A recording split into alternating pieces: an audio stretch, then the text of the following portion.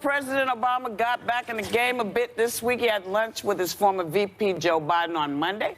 And yesterday, he released his endorsements of 81 candidates in the midterm elections. The Democratic socialist who's been making headlines, Alexandria Ocasio-Cortez, didn't make the list, but he says there'll be more to come.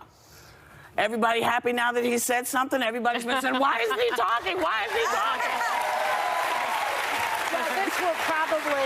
This will probably provoke Agent Orange to come out and talk, bring out the Bertha syndrome again. He'll start talking because he gets jealous. Don't give him any ideas. Funny, Nick. You know, it's like he every time Obama speaks or something, Trump gets jealous. You know, and he'll start. That's true. Yeah, he'll say. Yeah. That is true. Really quick, they were at Joe Biden and President Obama were at Tag Dog Bakery, which is this bakery in Washington, run and employed by veterans. Amazing, also amazing place to go and eat. I just want to give it a shout out. So happy that's where they decided to take their outing. I think that was a very intentional photo op, right? Yeah. Because if you look at it, Joe Biden is sort of in the front, and Obama is sort of in the back, circling him. So I wonder if that's or almost a semi-announcement for Joe Biden. And the other thing that I thought was interesting with President Obama's endorsements, I think his endorsements matter. The Democrats only need 23 seats to wrest control of the House from Republicans and 2 seats to gain the majority in the Senate.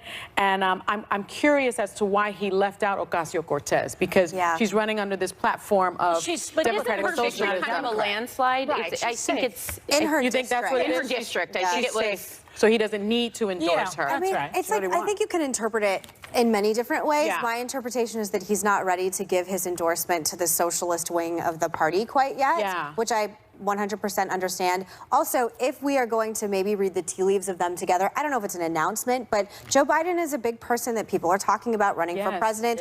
He is not a socialist. He's not in that vein at all. I would debate he's a hell of a lot more electable than anyone who is. And it would be an interesting conundrum for the Obamas to be in if he ran for president against an up-and-comer socialist. Because at a certain point, Valerie Jarrett came on here and she was like, we're a big tent party. We're a big tent party. That's great. But at a certain point, you will pick one nominee. And one nominee will represent socialist Democrat or regular. Because Bernie tried this. Yes. You know? The Democratic socialism. I just hope the memes come back. Those two are awesome online. The romance is wonderful. It is real. I miss them. They love each other. A lot of people say that Bernie, if he had been the candidate, would have won, even though he was a Democrat. No, I don't think he would have won. Because, listen, people... Excuse me, he had populist appeal, which is what Trump He had populist appeal, but, you know, the reality of socialism in this country is one that we don't really discuss much of. And as people are now starting to emerge, I want to know more about what you're running against. I don't want you coming in and running on a platform you don't believe in. I want you to be who you are, because I'm going to vote for you who you are. I'm going to vote for what you say you want to see done. The problem when, you know, someone says, well, are you a Democrat? So, well, no, I'm a Democratic socialist, but I'm a socialist. Be who you are. Well, see, that's the thing. When she came here, I am also concerned about this. You know, what does socialism look like here in the United States? But her platform sounded kind of mainstream. Medicare for all, universal jobs guarantee, fully funded public schools, paid family and sick leave, housing as a human right, justice system reform. So that doesn't seem so out there because she keeps completely biffing, and if you watch her clip from The Daily Show, she can't explain how we're going to pay for it, which is also Bernie Sanders' problem. And at a certain point, I mean, everybody wants health care for, I mean, everyone, if we had the means to in every way. And by the way, discussing socialism on this show triggers everybody in the world, me being against it. I mean, having our heated discussion that we had last week, I get that there are people in this country that are for it. I'm 100% against it. And until, like Bernie Sanders says, Medicare for All plan would cost $32.6 trillion over 10 years, according to George Mason Center. And I just believe that at a certain point, if you want this platform, that's fine. Explain how we're going to pay for it. And if everyone who's for it, you have to pay the 70% or 80% in taxes that they are proposing. I don't know if you have everything right there, Megan. A lot of these countries have similar tax rates that we have, and they're able to do a lot of that. Small European countries that in no way... Canada has Medicare for all. But that's one part of her platform. What she just said, I mean, it's a lot, all of it is Medicare for all, which I think most people do agree with. Universal jobs. Do you believe that health care is a privilege of some sort, or is it a guarantee? I believe that there's a reason why people in Canada come come to this country to get better health care. In Arizona, where I'm from, we call them Sometimes. snowbirds because the quality is better. And no one can explain to me how the quality would ultimately suffer. Do I want people to, in this country, not be able to have health care when they're sick or, God forbid, get brain cancer? I'm the first person to admit my perspective on this exponentially shifted when my father got sick. Yes. That being said, no one can explain to me how we're going to be able to pay for it and the quality won't. Can I tell you I something? think it's a know human people, right. I think know healthcare is a people human who- right. I have friends, as a matter of fact. We're having a debate. Right. We're having a debate right now. do. And I think the problem with this is, don't paint me out to be, and it's very complicated on this show. I'm just trying to talk about the realities of what it's going to cost. It's not that my heart doesn't open. I just admitted on national television that my perspective changed after my father got sick. But don't sit here and say, I believe in all these ways, because one of the it things you makes said- me seem compassionless, I'm and gonna I am come in here not. for a second. I am realistic about what it costs. Go ahead. Okay. Go ahead. No, It's but I your- understand it's your what. day. Did you Thank throw a paperclip? I just threw a paperclip because you said not to ring the bell. I So like the bell. You know what? It's your last day. Ring the bell. What I was going to say is I totally understand what you're saying, Megan, because I also believe healthcare should be for all. But when they don't spell out the how, I think that's what Bernie was running into. And Well, we talked that's about what- it with yeah, Vermont, that's is that that's the problem. everyone can get on board with the great ideals, but how are you going to pay for that? And we'll be right back. Okay. Later, sexy time. Cardi B started a countdown clock for when she can have sex after giving birth. Would this timeline work for the co-hosts? Special tribute to Sarah as she says goodbye to The View.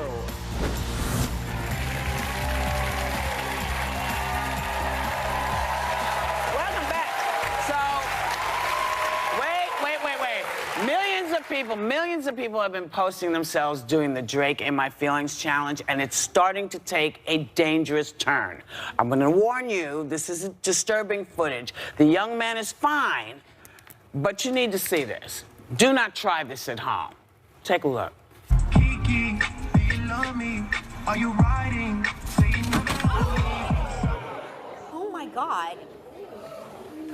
As I said, he's fine. He is? Yes, he is. Yeah, he's Lucky fine. God. Luckily, he walked away with just some bumps and bruises. And now there's a hot water challenge. People are throwing boiling water on themselves or onto someone else. Oh my God. People are really suffering bad burns. Now, look, we are a nation of thinkers, I'd like to believe. So perhaps some of the things we're trying to one-up each other are not as smart as they could be. So I'd like to make a small public service announcement about things you probably should never do, ever do. Do not attempt to eat a Tide Pod. Who does that? There are some towns where People are kids are doing doing They're trying to clean and adults. Were they trying to clean out their And stomachs? I don't know, but it's, you know, It's a real thing. Tide Yeah, had an absolutely. issue with this because children thought it looked like candy, and they spent all this time saying, do not do this, and making all kinds of protections, and now adults are doing stupid stuff mean, like even this. dogs don't do that. Well, you know, do not try to roast marshmallows over volcanic lava. Yeah, that's not a good idea. No. That's my favorite. I mean, it's just, come on now. Don't call 911 on black people because they're having a barbecue. Yeah. They're selling water on the front stoop or trying to go into their own apartment. Yeah. Listen.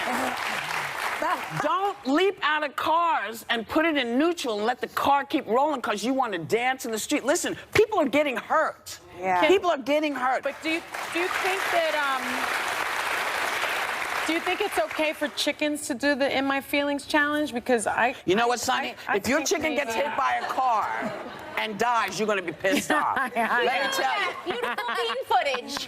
So, I've seen that, and sometimes a fox also can do a foxtrot right around that chicken. Can Bernie do that challenge? No. Bernie's not afraid of a fox, but a chicken is. so here's the deal. They're being very cute. I'm not being cute.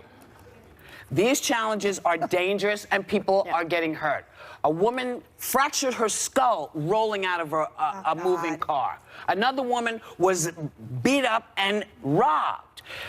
We don't really pay attention to where we are surroundings. So please don't do stupid stuff like this because you endanger everybody. But these things are deliberate. This is not even an accident. They're actually eating the pod. Yes, They're throwing the that's what water. I'm saying. I don't Yeah. understand the hot water challenge. What is that? It doesn't matter. It's like, stupid. Yeah, right?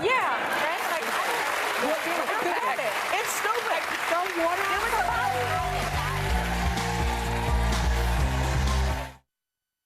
If you're turning 65... A month ago, Cardi B gave birth to her daughter, and she just revealed her timeline for when she can start having sex again, tweeting 3 weeks, 4 days. Yes, bitch, I'm counting. What's up? Former Bachelorette Ali Ferdowski says she feels the exact opposite way, saying she's barely touched her husband since she had her second baby. So, what does it mean, and who do you relate to, and whatever? Clearly, Cardi B had a C-section because you don't go back in there that soon, and it's not even tempting. The doctor asked at my postpartum, like, what are you going to do for birth control? And I said, abstinence. And she giggled. And she goes, no, seriously. I was like, I was being serious. I don't think you feel that way. There's a hormone release when you're breastfeeding that, well, it's actually your estrogen reduces, and estrogen's what can help make the encounter, why am I looking at Joy? I don't better. Because I have so much estrogen. It's not comfortable. So it's, I mean, I know not everyone feels that way, but sex was the last thing I wanted to do for, how many months is she? I'm just kidding. It's similar after a C-section. I mean, you need like that's surgery, 6 weeks at least to kind of, but you know, I'm kind of excited for Cardi B. She's like, has a baby. I love that she's and doubling down. She's doubling down on it. One. Wait till she has more than one. She'll be doing hot water on him. You're not supposed to do that. I definitely don't like, Joy. I think it's a little bit...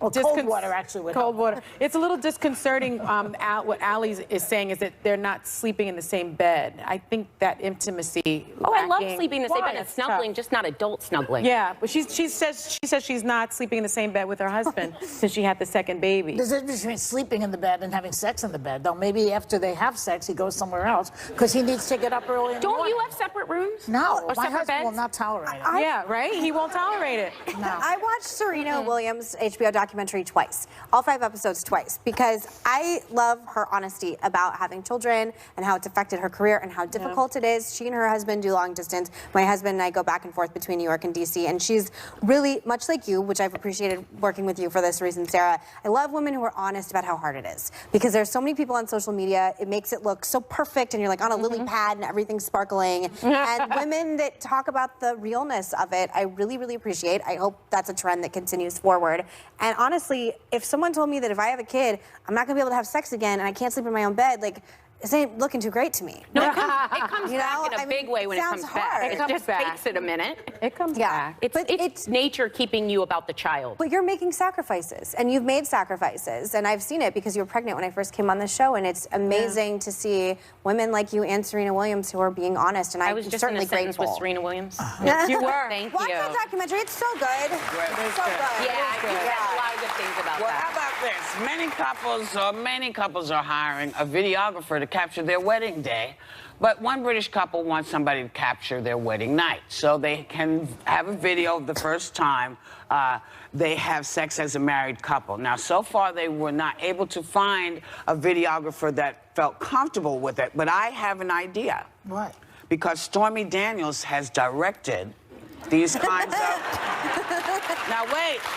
I have to, and you have to understand, because the difference between what they're talking about eroticism here and not pornography. There is a difference. And people, you know, want to feel like that moment is like in a movie. So people have been doing this for a while. I had no idea people had been doing it. But I didn't think it's know. interesting to find someone who knows how to direct things and can be erotic without being But pornographic. what if your kids find it? Really?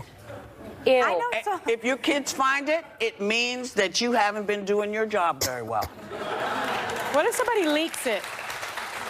I guess you wouldn't have to have the talk. I have so many girlfriends who make sex tapes, but with them and their partners. I know it's like... Really? Yes. And I know it seems, yes. I haven't seen the tapes. Would you do it? You would do it. I would rather kill myself live on television than Right. do I would that. never. But I will say I that could do it it's if I so could much wear more it. normal now, though, because even with Kim Kardashian, I really think we're going to get to a Do point they in store society those where in the it's really cloud? normal. No. I don't know. I don't Where do you I'll be store back. that? I don't ask questions.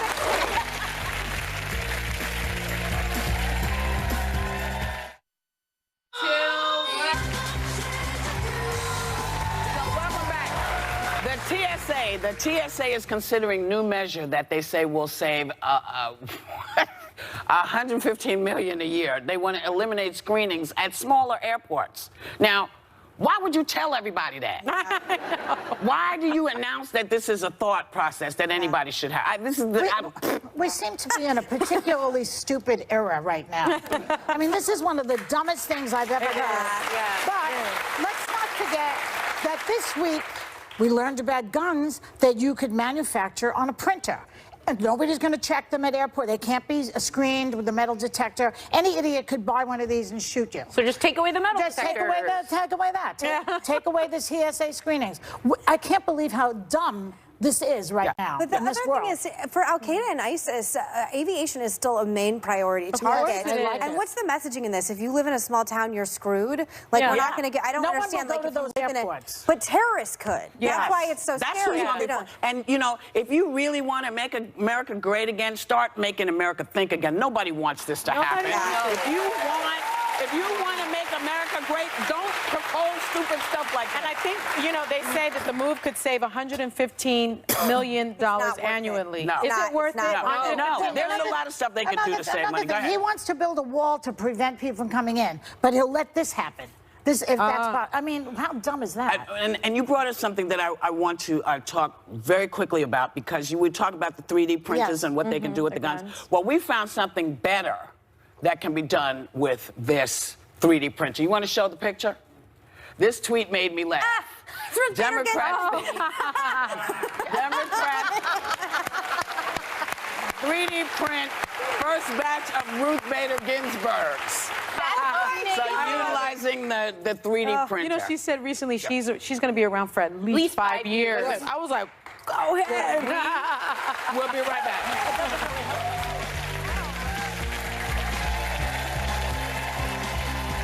Christopher Robin star Ewan McGregor is heading to the table. So get back here.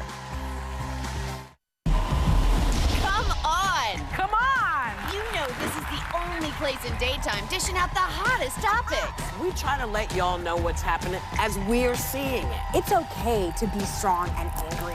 I'd rather be strong than sweet. Nailed it. That's my opening statement if I'm a prosecutor. Boom, case made. I'm sick of it. She's sick of it. So grab your phone and join the conversation. We don't shy away from hard things on this show. Yes!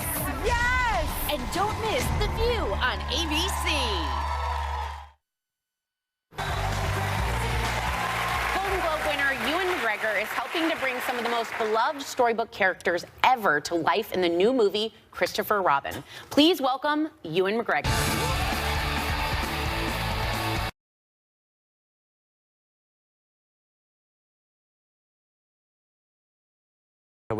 My mum had a cousin who was living in New York, and she was flat sitting in this incredible apartment in the Upper West Side or somewhere like that.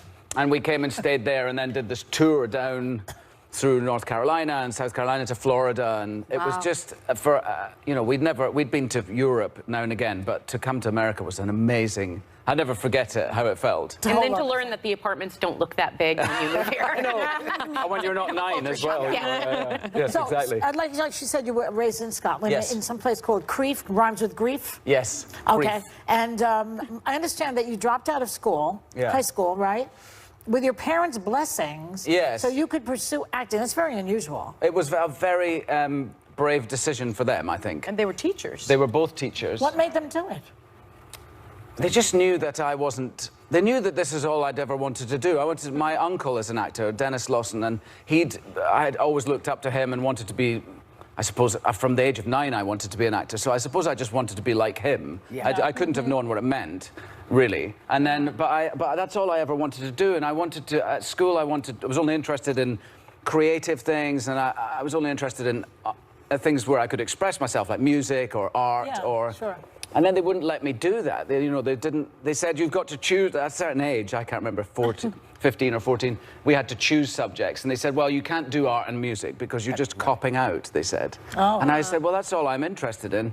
So I had to choose one, and I just became unhappy. And then I suppose I would get in trouble. But don't you guys go to RADA and those Academy of Dramatic Arts? Yes, but I was too young. A lot of schooling. I was too young. No, yes, I was too young. And from where I came from, it was I was just assumed I would have to wait till I was 18, like my brother had done before me. And then I was driving into the local town creek one night with my mum, and I remember it was raining and the windscreen wipers were flapping, and she just turned to me and said, "I've spoken to your dad, and if you want to leave school, you can." And I was only just 16. Yeah. Wow. And a week later, I had a job in the local repertory theatre working backstage, and I became part of the stage crew there for 6 months. you were happy. And so it I was worked off. out for you. Yeah. Yes. But it was a risk. I mean, I look at it now as a father myself, and there was a moment where my eldest, Clara, who's now 22, when she was 16 at school, she wanted to be a photographer, and there was a moment where she went, well, I'm not interested in school anymore, and I was so conflicted. I thought, well, I've spent my whole life telling this story about how brave my parents were, and I thought, I don't know that I can do it, you know. What did you do? It didn't last very long, and she did complete school, Luckily. and she went to university, and she just finished, yeah. But it does work out for some kids. I mean, I told a similar story because I'm dyslexic and just couldn't follow stuff. And my Yes. mother said, look, I'd rather know where you are. So here are the things you have to do if you're not going to go to school. Right. And, you know, people said, well, how can you trust? She said, that's my daughter. If I told her this is where she needs to do, this is what she did. Yeah. So it works for some, not for everybody. We're not saying everybody should do it, but it does work for some. Yes. Anywho. I knew what it was I wanted to do, and they could see that, and they could see I wasn't happy. I was just becoming unhappier and unhappier, and I wasn't getting what it was I needed to become an actor, I suppose. Well, you are playing the title character, Christopher Robin. Oh, so good. In the movie Christopher Robin. It's a wonderful story about the real Christopher Robin, and you know, it's kind of in a funny way, the woman whose dad had Charlie McCarthy. Candice Bergen tells this amazing story of having to grow up next to what is essentially a puppet. She thought he was her brother. Well, yeah. So Christopher Robin the real Christopher Robin sort of had some of these same issues originally. Yeah. But what made you want to tackle this? I mean, everybody knows Pooh in England and in Scotland. And Yeah. So, but what was about this? I was charmed by it, and in fact, the movie that was made last year is more about the real Christopher Robin, Right. Farewell to, or Goodbye to Christopher Robin, Right. which was a beautiful film. But I'm really playing a Milne's Christopher Robin. I'm really playing the grown-up version of the boy in the stories. Yeah. So I just loved being able to take this little boy who we know and play him as an adult where life has happened to him, and he's not very happy and satisfied. You see a sort of montage at the beginning of the movie, because the film starts with the little boy at the beginning. And the creatures are having a farewell party for Christopher Robin, and it's heartbreaking. It's so beautifully done, though. Oh, it's lovely. It's like a lovely. lot of Disney movies, it starts with quite a sad beat. Yeah. And then we see Christopher Robin's life, and then we catch up to him after he's, you know, gone through boarding school and university and fallen in love and become married, but then having to go to the Second World War and fight in the Second World War. Yes. And then we come back and we find him in a job. He's responsible for a lot of people not losing their jobs because it's after the Second World War. I'm just telling a little. So he's not quite. You're quite right. I'm like doing the commercial. He doesn't even love the job. He's not very happy in his job, and he's not happy. We got a clip. It was interesting. We to show play. a clip. Stop talking. Stop talking. Pooh, do you think you might be able to amuse yourself for a while? I've got some rather pressing work to do. House, clouds, house, tree, bush, a man, dog. Pooh, what are you doing? Oh, I'm playing a game. It's called Say What You See. Well, could you say what you see a little more quietly?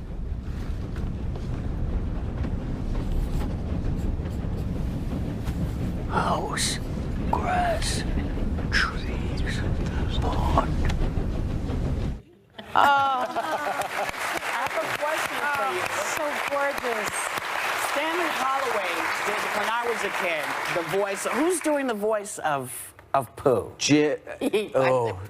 I know, we say Pooh all the time. It's the. Oh my goodness, I'm having a name blank. All right. See? Cummings. Cummings. And he did the voice. He did the voice. Not Alan Not Cummings. Alan. Another No. Cummings. Jim Cummings. Jim Cummings. Okay. And he did the voice of from the cartoons in the 80s. You know? Okay. Oh. So he is our familiar Pooh voice. Yeah. It's so beautiful.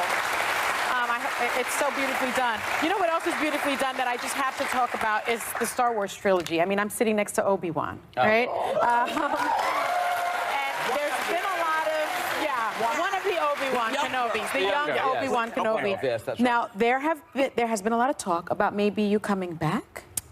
Yeah. If George Lucas calls you, are you in? Yes, I would totally do it, of course. Oh. Yeah. There's no plans as such to do it, as far as I know. But it's so funny. I've been asked this question for years and years, and of course I would be happy to do it. I think there must be a good story to tell as they're doing spin-offs. There's likely to be a good Obi-Wan between maybe me and Alec Guinness in that time. There must be. But I've answered yes so many times. It looks like I'm sort of touting for work at Disney's door. You know what I mean? I know that you're quite busy. It's fine. A big thank you to Ewan McGregor. Thanks for being my last guest on The View. Oh. Disney's Christopher Robin opens nationwide tomorrow, and thank you for the flowers. Best date I ever had, or never had. We'll be right back. So long, Sarah. Don't miss a special tribute and farewell message as she says goodbye to the Hot Topics table. Daniel's lawyer, Michael Avenatti, is laying down the law as guest co-host. The very latest on his legal battle with President Trump. And is he really thinking about running against him in 2020?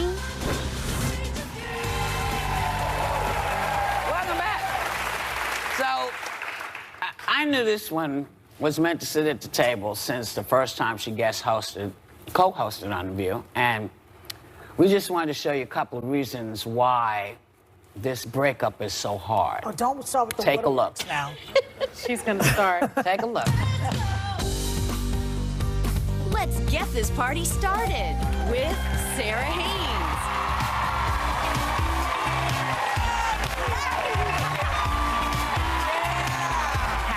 #crazy. The beauty of this country is that we're all so different and we believe in different things. I think you hear all the time about postpartum depression. I've had a rough pregnancy, and I think there are times where you feel guilty to admit it. Vets have a high rate of suicide. 20 vets a day commit suicide. Yes. 2/3 of those are by a firearm. I've never witnessed such human strength. She was a beautiful little soul that, like a star, her physical being burned out, but her light will shine forever. It's dangerous because the media is here for a purpose. And when people are sitting out there going, oh, medium, fake news, you are kind of taking away a check and balance of society. Everyone in this audience pregnant. I just want Sarah's parents to be here right now.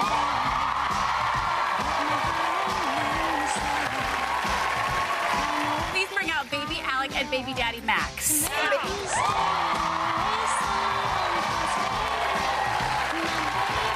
guys want to know what I'm having? We want to know. We know what you're doing. It's a girl! I miss you guys so much. I think I'm a really good dancer, so I can totally relate to you, but we want to play a game. That's my flash dance.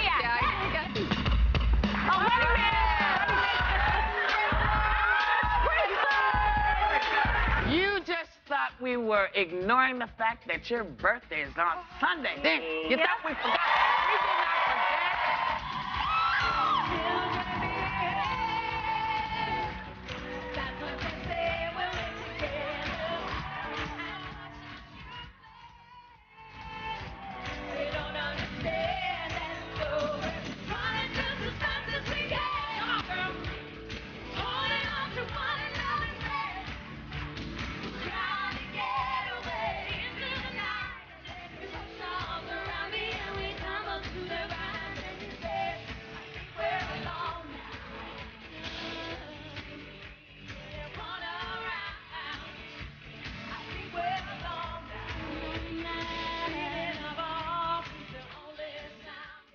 My favorite was my 6th grade teacher, Katie Helfrich.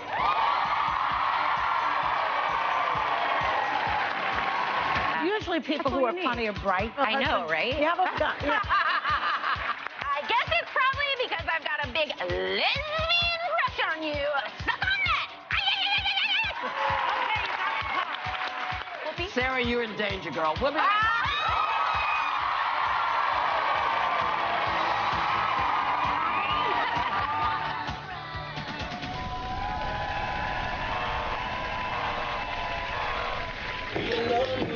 Are you riding? So you never ever leave.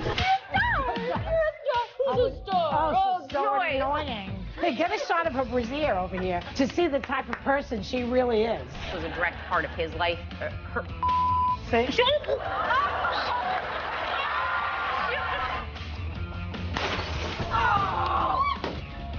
Don't you do it.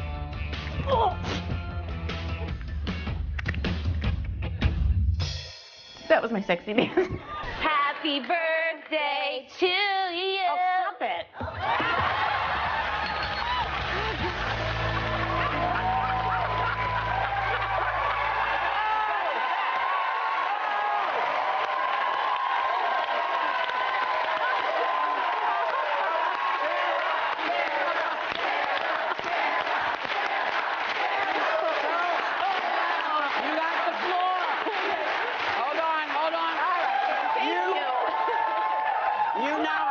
You now have the floor, my doll. Okay, I would like to say, first of all, thank you for that, Jamie. Talk about a tearjerker. It was like a highlight reel of amazing proportions.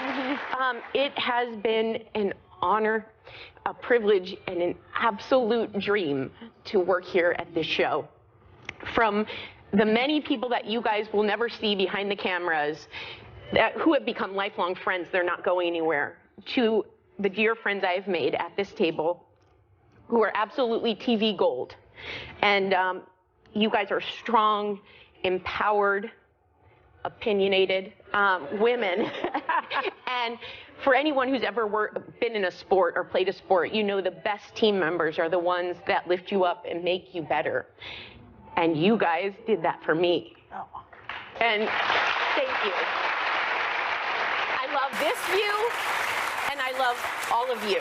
So thank you so much. We said no crying. She's crying too? Oh, for God's sake. I'm not crying. This was happening. We're like the two wicked witches. We don't cry.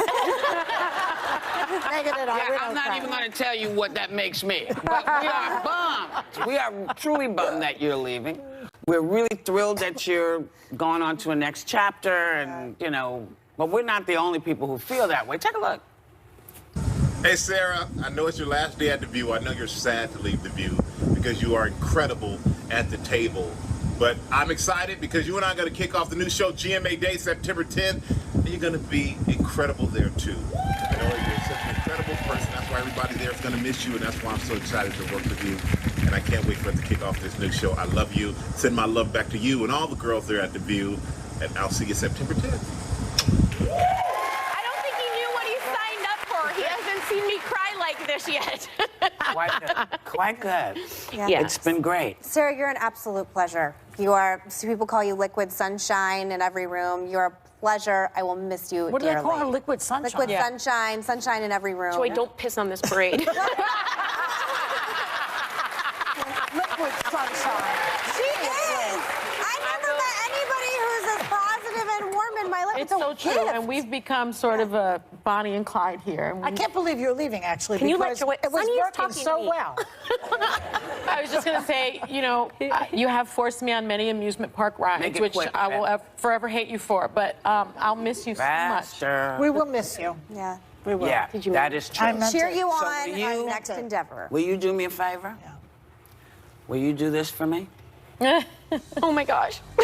Have a great day, everyone. And take a little time to enjoy the view. All right.